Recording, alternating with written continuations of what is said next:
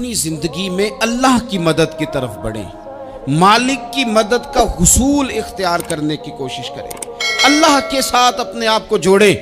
اگر اللہ کی مدد نصیب ہو، یہ جو ہم جتنا ڈرتے رہتے ہیں، سہمے رہتے ہیں، پریشان رہتے ہیں کوئی کیا کر دے گا، ہمارے ہاں نا ہر شعبے میں معاذ اللہ ایک مافیا ہے، الا ماشاءاللہ۔ وہ مافیا کہتا ہے میرے ساتھ ملو گے تو میں چلنے دوں گا، ورنہ میں نہیں چلنے دوں گا، مارکیٹ میں آ ہی نہیں سکتا فلانا بندہ، چونکہ یہاں ہمارا قبضہ ہے۔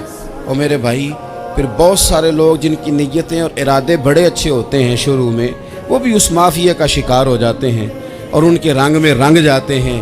یاد رکھنا، کسی شخص کی بلیک میلنگ کا کبھی شکار نہ ہونا، کبھی کسی کی میٹھی اور مسجع مکفہ باتوں کا شکار نہ ہونا۔ کوئی کیا کر سکتا ہے اگر اللہ مددگار ہو تو؟ جس کو رب کریم اٹھانا چاہے اسے کوئی گرا سکتا ہے؟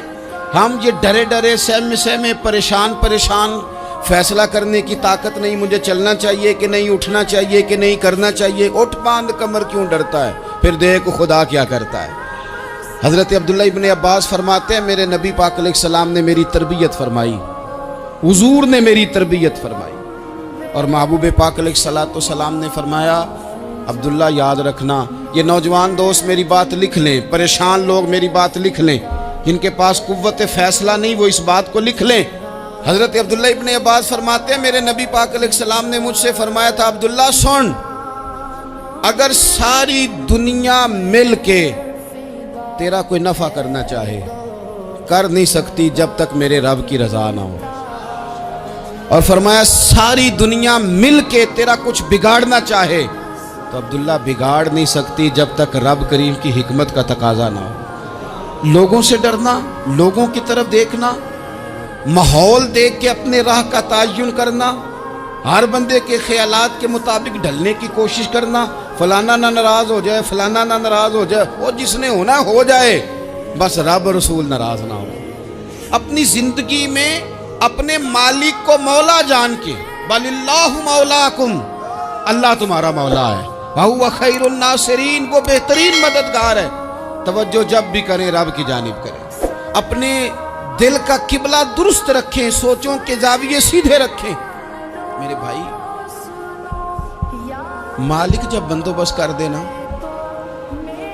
جب مالک بندوبست کر دے پھر ایسا بندوبست کرتا ہے کہ لوگوں کے پاس نا چارہ نہیں رہتا۔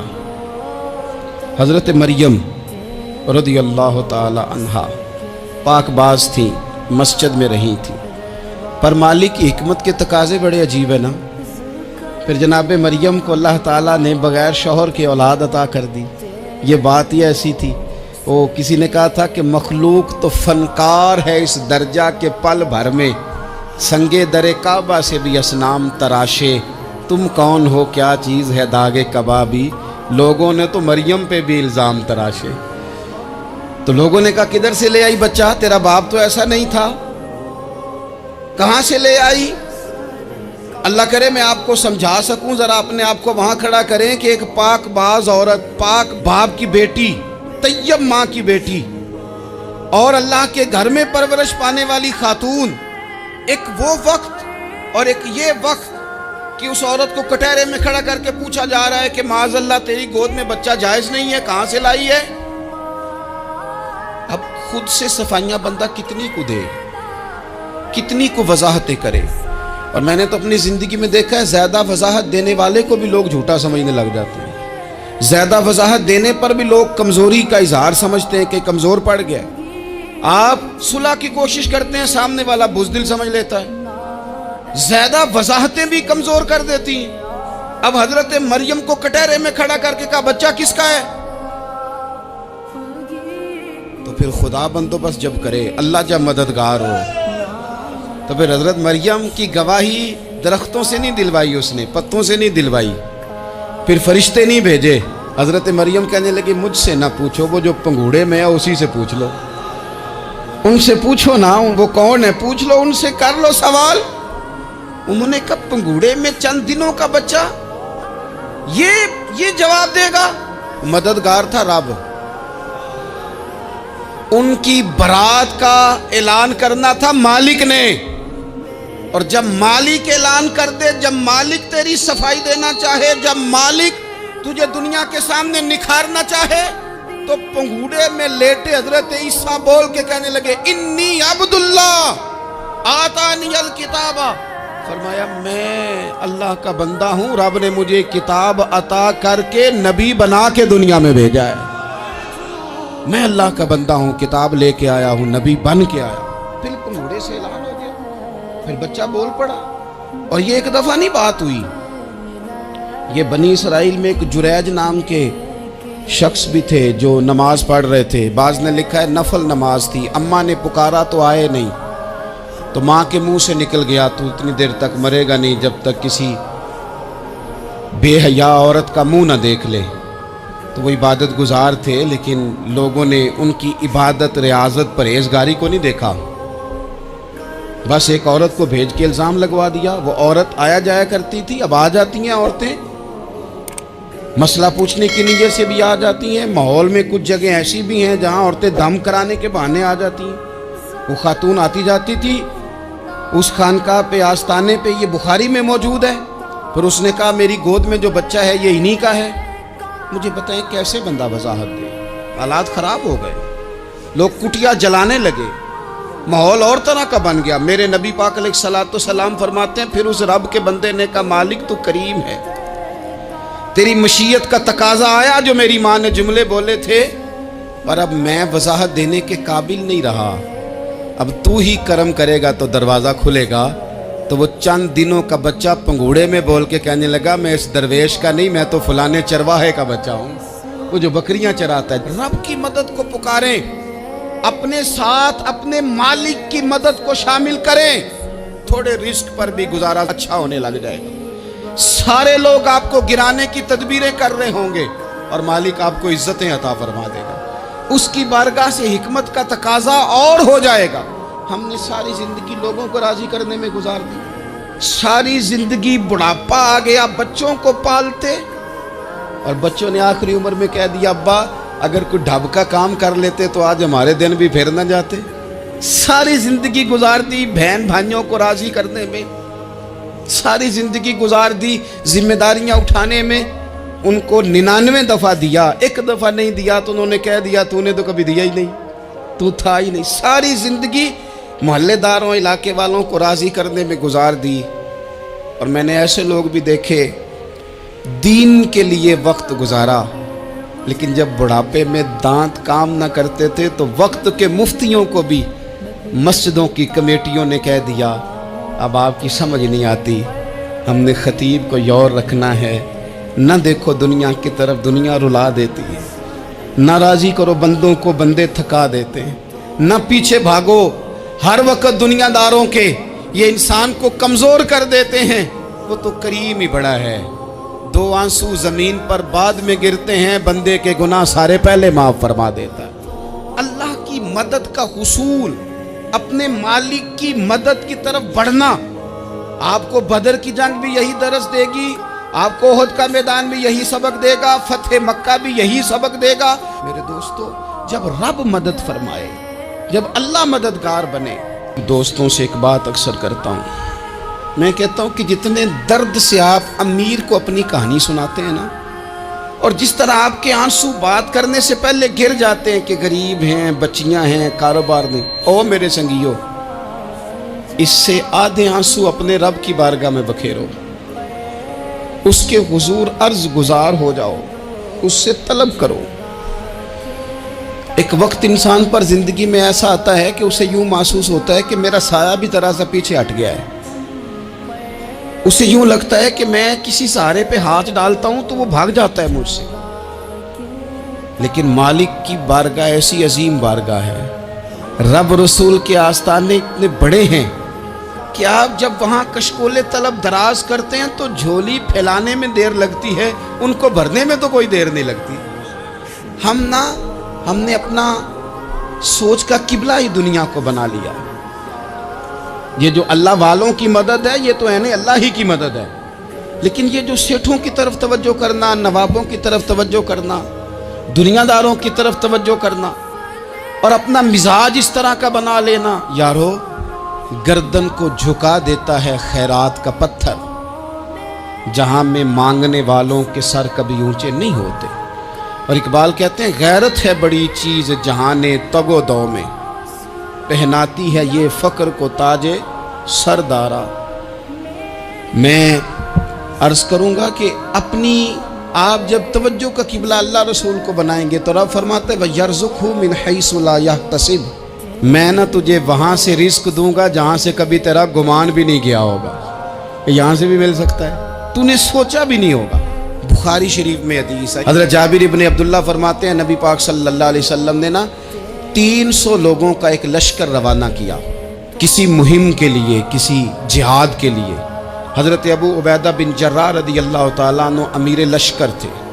फरमाते हैं गुर्बत इतनी ज़्यादा थी, भूख इतनी ज़्यादा थी कि एक एक खजूर दिन में एक वक्त खाने को मिलती थी, और कुछ दिन ऐसे आए कि अब खजूर भी नहीं मिल रही। फरमाते इतनी ज़्यादा भूख लगी मुजाहिदीन को 300 बंदा पत्ते खा के गुजारा होने लग गया। ये बुखारी में मौजूद है। आप फरमाते हैं कि दरिया के किनारे हमारा पड़ाव था, ठहराव था। जब भूख से निढाल हो गए ना, वह यर्ज़ुक़हु मिन हैसु ला यहतसिब, अल्लाह वहाँ से रोज़ी देता है, गुमान भी नहीं होता। फरमाते हैं एक मछली अल्लाह ताला ने दरिया के किनारे भेजी। फरमाते हैं वो थी तो मछली पर पहाड़ जितनी थी। बुखारी में लफ्ज़ हैं, हज़रत जाबिर इब्न अब्दुल्लाह रदियल्लाहु ताला अन्हु फरमाते हैं 300 आदमी 18 दिन तक उस मछली को खाते रहे, मछली ख़त्म ही नहीं हुई।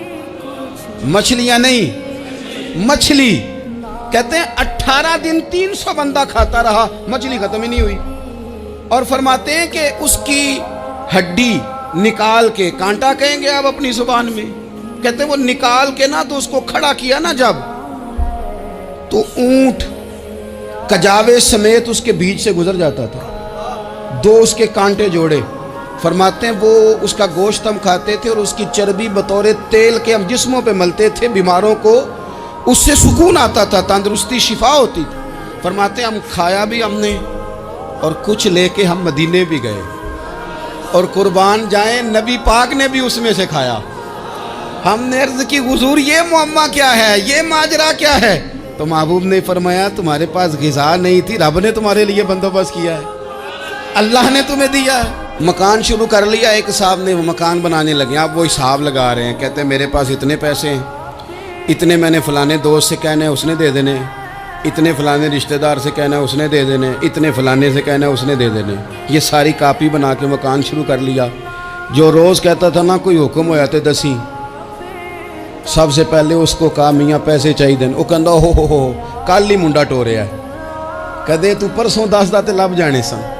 मैं आपको अपने तजर्बे की बात बता रहा हूँ। जिन लोगों का ख्याल होता है ना कि आप स्टार्ट करें फलाना काम, हम आपके साथ हैं, अल्लाह का ही कोई निज़ाम है, वो बिल्कुल भी नहीं साथ होते। लेकिन ऐसा नहीं है कि कोई साथ नहीं होता, अल्लाह ताला बड़े असबाब पैदा करता है, वहाँ से देता है जहाँ से गुमान भी। हमारा ये ज़हन बन जाता है, हम सारी अपने हिसाब से चलते हैं, इतने रिश्तेदारों से, इतने कौन आपके साथ चलेगा, सवाल ही नहीं पैदा होता। ये सारे काम छोड़ के सबसे पहले 2 रकअतें पढ़ो, अपने रब की बारगाह में, रसूल कायनात की बारगाह में गुजारिशात और इस्तिगासे पेश करो, वहाँ से खैर तलब करो। दुनियादार क्या देंगे, क्या दे सकते हैं, क्या हैसियत होती है किसी। अल्लाह कहता है वहाँ से दूंगा। तो जो अल्लाह माल दे वो लेना चाहिए कि रिश्तेदारों का माल देखना चाहिए? जो अल्लाह दे वो लेना चाहिए कि सेठों नवाबों की जेबें देखनी चाहिए? जो अल्लाह दे वो कबूल करना चाहिए या देखना चाहिए कौन सा आदमी कहाँ पहुँच गया? छोड़ो, अपनी मट्टी पे चलने का सलीका सीखो। किसी के संग मरमर पे चलोगे तो फिसल जाओगे, फिसल जा। इस पर एक और बात अर्ज कर दूं, सही बुखारी से, मुस्लिम से एक और बात। कुछ चीज़ें ऐसी हैं जिनसे अल्लाह की मदद आती है, मदद मिलती है। एक चीज़ उनमें से ऐसी है जिससे बहुत मदद नाज़िल होती है, वो है कि जब रब आपको देना तो फिर आप भी उसके रास्ते में दें, फिर मदद आती है, फिर और आता है। बुखारी मुस्लिम में हदीस है, ये ज़्यादा ही तवज्जो तलब अमर है, इस पर आप गौर करेंगे। हज़रत अबू हुरैरा फरमाते हैं कि नबी पाक अलैहिस्सलाम ने फरमाया, एक शख्स ने बादलों के अंदर से आवाज़ सुनी कि फ़लाँ आदमी का खेत और बाग खुश्क हो गया है, वहाँ बरसो और उसके खेत को सैराब करो। तो बड़ा हैरान हुआ कि बादल से आवाज़ आ रही है। پھر اس نے دیکھا کہ ایک پہاڑی پر بارش ہوئی، وہ بادل وہاں برسا، پھر نالیوں سے ہوتا ہوا پانی ایک طرف چلا، تو جس نے آواز سنی تھی حضور بیان کر رہے ہیں، وہ بھی پیچھے پیچھے چلا کہ پانی کدھر جا رہا ہے۔ اس نے جا کے دیکھا کہ ایک مقام پہ ایک باغ کو وہ پانی لگ رہا ہے اور ایک آدمی وہ پانی لگا رہا ہے۔ اس نے اس سے پوچھا تیرا نام کیا ہے؟ اس نے کہا کیوں؟ کہنے لگا بتا نا۔ اس نے نام بتایا تو کہنے لگا یہی تو وہ نام ہے جو میں نے بادلوں کے اندر سے سنا ہے کہ فلاں کے کھیت کو پانی دے دو۔ اس نے کہا یار تو کیا عمل کرتا ہے کہ اسپیشل تیرے لیے بارش برسے؟ یہ بخاری پڑھ رہا ہوں، سیاستہ سے حدیث عرض کر رہا ہوں۔ اس سے پوچھا تو کیا کام کرتا ہے کہ جناب اللہ تبارک و تعالیٰ کا حکم کرم آیا کہ خاص تیرے لیے پانی برسے اور تیرے کھیت کو سیراب کرے؟ تو اس نے کہا چھوٹا ذمہ دار ہوں، پر جب فصل اگتی ہے تو 3 حصے کرتا ہوں، ایک حصہ اپنے بال بچوں پہ بہن بھائیوں پہ خرچ کرتا ہوں، ایک حصہ پورا، اور ایک حصہ دوبارہ کاشتکاری پہ لگاتا ہوں، اور تیسرا حصہ خالص میں نے مسکینوں، یتیموں اور غریبوں کے لیے رکھا ہوا۔ وہ جو تیسرا حصہ اللہ کرے آپ سمجھیں، وہ رب کے بندوں پہ تیسرا حصہ خرچ کرتا ہے نا، تو کریم مالک نے فرمایا جہاں سے غریب کا حصہ جاتا ہے وہ کھیت خشک نہیں رہنا چاہیے، وہ جہاں سے مسکین روٹی کھاتے ہیں وہ خشک نہ رہے، جہاں سے یتیموں کو کچھ آتا ہے کہیں اس کی فصل رہ نہ جائے۔ میں اور آپ بھی اگر اپنے مال میں مسکینوں، یتیموں، غریبوں کے حصے رکھ لیں گے تو فصلیں خشک نہیں رہیں گی، ان کے اندر تازگی آئے گی، نور آئے گا، کرم آئے گا، خاص کر خدا کی رحمت برسے گی۔ مدد اللہ سے چاہیں، اپنی توجہات کا مرکز رب رسول کی ذات کو بنائیں، پھر آپ محسوس کریں گے کہ بڑی جلدی اللہ تعالیٰ کی مدد آنے لگی ہے۔ کبھی آپ صرف کہہ دیں نا میرا رب میرے ساتھ ہے، اس لفظ میں اتنی طاقت ہے کہ دشمن ویسے زہر ہو جاتا ہے۔ زندگی میں کسی سے بھی لڑائی ہو تو اچھی طرح سوچ لیں کہ اللہ اس طرف ہے یا اس طرف ہے۔ اگر آپ زیادتی پہ ہیں تو پھر رب مظلوم کی جانب ہے۔ اگر اللہ کی مدد آپ کے ساتھ ہے تو دنیا کی کوئی طاقت آپ کو گرا نہیں سکتی، اور اگر آپ مظلوم کے مقابلے میں ظالم بن کے آپ کھڑے ہو گئے ہیں اور آپ نے رویہ وہ اختیار کیا ہے کہ جس میں مدد نہیں آئے گی، تو پھر یاد رکھ لیں کہ آپ کوئی بھی ہیں، کہاں بھی ہیں، آپ کمزور ہیں۔ طاقتور تھے ابتدائے اسلام میں، ظاہری طاقت تھی کفار مکہ کے پاس، وہ ڈنڈوں سے مارتے تھے غریبوں کو، ان کے ہاتھوں میں ڈنڈے تھے، پر خدائی طاقت ان مظلوموں کے ساتھ تھی۔ صاحب زرقانی نے لکھا ہے حضرت زنیرہ رضی اللہ تعالیٰ عنہ ایک لونڈی ہیں، غریب ہیں، ماڑے دا کی کام محمد نس جانا یا رونا، غریب سادی بی بی اور لونڈی کنیزہ، ایک مشرک کی کنیزہ تھی، انہوں نے کلمہ پڑھ لیا، وہ ڈنڈوں سے مارتا، دروں سے مارتا، تکلیف دیتا۔ حضرت زنیرہ رضی اللہ تعالیٰ عنہ کو اتنا مارا، اتنا مارا۔ اب آپ ایک اور پہلو پر بھی غور کریں، مار بھی پڑ رہی ہے پر خدا ادھر ہی ہے، اللہ کی مدد ادھر ہی ہے۔ رب کہتا ہے کہ پہلے تو صبر کرنا، ان اللہ مع الصابرین، تو صبر کرے گا تو پھر رب کی معیت ملے گی، ذرا ٹھہرنا، تو تھوڑا ڈٹنا۔ ان الذین قالوا ربنا اللہ ثم استقاموا تتنزل علیہم الملائکہ، تو کہے اللہ میرا رب ہے، پھر تو پہلے ڈٹ، پہلے تو نے ڈٹنا ہے۔ ثم استقاموا، جو ڈٹ گیا، تتنزل علیہم الملائکہ، ڈٹنے والے کے لیے مدد آتی، پہلے تھوڑا ٹھہرنا پڑتا ہے، پہلے تھوڑا صبر کرنا پڑتا ہے، حوصلہ کرنا پڑتا، اس کے بعد مدد آتی۔ مار پڑ رہی ہے، مارا جا رہا ہے حضرت زنیرہ کو، ان کا مالک جو ہے ظاہری آقا وہ مار رہا ہے، یہ کنیزہ ہے، اتنا مارا اتنا مارا، ان کی بینائی چلی گئی، نظر آنا بند ہو گیا۔ ابو جہل آیا اور کہنے لگا زنیرہ دیکھا نا ہمارے بت تیری آنکھیں لے گئے، معاذ اللہ، لات و منات ہمارے بتوں نے تجھے اندھا کر دیا۔ اب ایسا نہیں ہے کہ بی بی روتی جا رہی ہے، روتی جا رہی ہے، مایوسی مایوسی، معاذ اللہ، پریشانی، غریبی بڑی ہے، پوچھنے والا کوئی نہیں، یہ باتیں نہیں۔ کیا جملے ہیں خاتون کے، کیا لفظ ہیں۔ ابو جہل نے تنزیہ کہا، معاذ اللہ، کہنے لگا دیکھا نا ہمارے بتوں نے تجھے اندھا کر دیا۔ تو جناب زنیرہ آنکھوں کی بینائی گئی ہے، رات کو گئی ہے، دکھ ابھی تازہ ہے، لیکن اللہ پہ جو توکل ہے، اپنے مالک سے جو رشتہ ہے، وہ اتنا مضبوط ہے، اتنا طاقتور ہے، اس میں اتنی گہرائی ہے کہ حضرت زنیرہ بول کے نا اتنی قوت سے بولی، اتنی طاقت سے بولی کہ پورے کفر پر لرزہ طاری ہو گیا۔ فرمانے لگی تمہارے بتوں کی کیا اوقات ہے کہ وہ میری بینائی لے جائیں؟ یہ میری رب کی حکمت کا تقاضا ہے۔ جب تک اس نے چاہا زنیرہ دیکھتی رہی، اور جب اس نے چاہا زنیرہ کی آنکھوں کی بینائی چلی گئی، اور اگر وہ چاہے گا نا تو بینائی واپس بھی کر دے گا۔ اگر ہو ذوق یقین پیدا تو کٹ جاتی ہیں زنجیریں، اگر وہ چاہے گا تو بینائی آ بھی جائے گی۔ حضرت زنیرہ نے رات کو یہ لفظ کہے، ابو جہل اور سارے کفار ڈر کے سن کے چلے گئے، آپ اطمینان سے آ کے بستر پہ سوئی۔ جب سویرے اٹھی تو اللہ نے آنکھوں کی روشنی واپس کر دی تھی۔ آنکھوں کی اب چھڑی پکڑی ہے، بازاروں میں گھومتی ہے، کہتی ہیں بلاؤ کدھر ہے تمہارے نعت و منات، دیکھو میرے رب نے روشنی واپس کر دی۔ آ کر میرے ساتھ ادھر آ، ستمگر ہنر آزمائے، تو تیر آزما ہم جگر آزمائے۔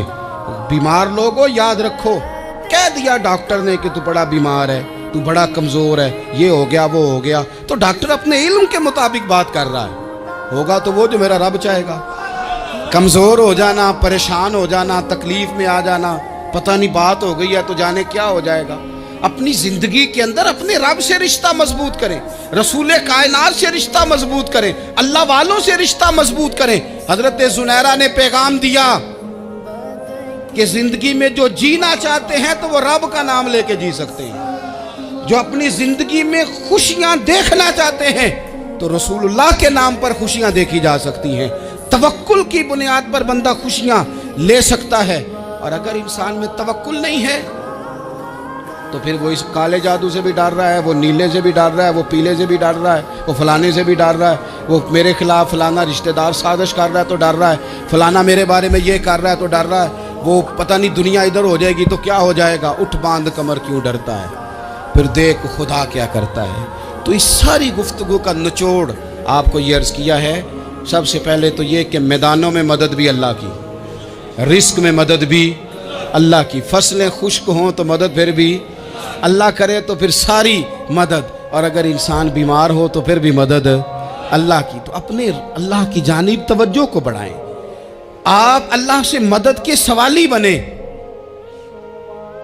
ترمذی کی ایک حدیث ہے، میں آپ کو زندگی کا تجربہ بتاتا ہوں کہ جب میں بڑا پریشان ہوتا ہوں تو یہ والی روایت کھول لیتا ہوں، مزہ دیتی ہے۔ میرے نبی پاک علیہ السلام نے فرمایا اپنے دکھ سیٹھوں نوابوں کو نہ کہنا، مالداروں کا نہ کہنا، ورنہ اللہ تمہیں کبھی غنی نہیں کرے گا۔ فرمایا اپنے دکھ اپنے رب کی بارگاہ میں عرض کرنا، جلدی کرے یا دیر سے کرے اللہ تمہیں لوگوں سے بے نیاز کر دے گا۔